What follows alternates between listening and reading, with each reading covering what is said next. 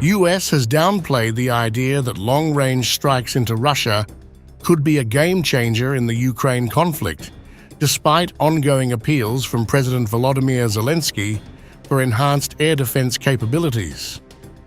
I don't believe what is stopping the United States. I don't believe one specific capability will be decisive, and I stand by that comment. Defense Secretary Lloyd Austin dismissed the notion that allowing Ukraine to strike deep into Russian territory would be a decisive factor in the conflict. He noted that Russia has already adapted by moving key assets out of the range of US-supplied ATACMS missiles. I think Ukraine has a pretty significant capability of its own to address targets that are well beyond the range of ATACMS or even Storm Shadow for that matter.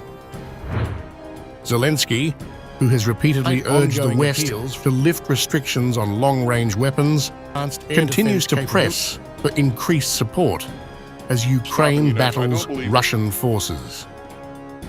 During a meeting of Ukraine's allies at Ramstein US Air Base, Zelensky pressed Western nations to provide more long-range missiles and lift restrictions on their use against targets such as Russian airfields. Now we hear that your long-range policy has not changed, but we see changes in the ATACMS, Army Tactical Missile Systems, a US system, and Storm Shadows, UK missiles, and Scalps, French missiles, a shortage of missiles and cooperation. And this applies even to our territory, which is occupied by Russia, including Crimea. We think it is wrong that there are such steps. We need to have this long-range capability not only on the occupied territory of Ukraine, but also on the Russian territory, yes, so that Russia is motivated to seek peace. Austin assured that Washington and its allies would maintain robust support for Ukraine amid the Russian invasion, unveiling an additional $250 million in US security assistance. I think for the foreseeable future, we're going to make sure that we remain focused on helping them do those things that are enable them to be effective in defending their sovereign territory.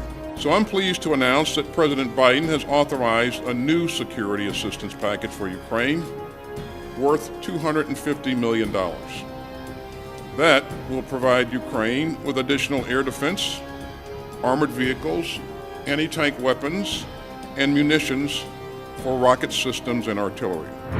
In addition to US support, Germany has pledged to provide 12 self-propelled howitzers, and Canada will send surplus small air-to-surface rockets and warheads in the coming months.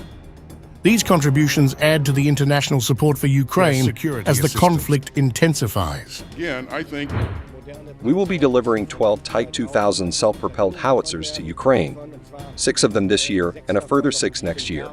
Total volume 150 million euros. Zelensky's appearance at the Ramstein meeting coincides with a notable Ukrainian offensive into Russia's Kursk region.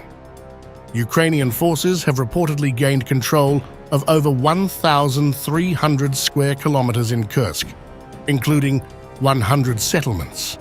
Despite this progress, Moscow has intensified its attacks on Ukrainian cities with missiles and drones.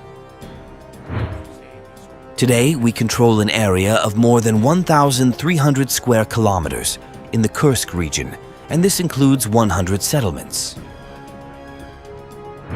Zelensky reiterated his stance that striking targets within Russia is crucial to applying pressure and pushing for peace. He also challenged Western fears of escalating the conflict, stating, "Russia's attempts to draw red lines simply do not work." As the US presidential election approaches, with Vice President Kamala Harris pledging continued support for Ukraine and Republican candidate Donald Trump suggesting a different approach, the future of US assistance remains uncertain. Despite ongoing international support, Zelensky highlighted the critical need for additional air defense systems to counter Russia's continued missile and drone attacks.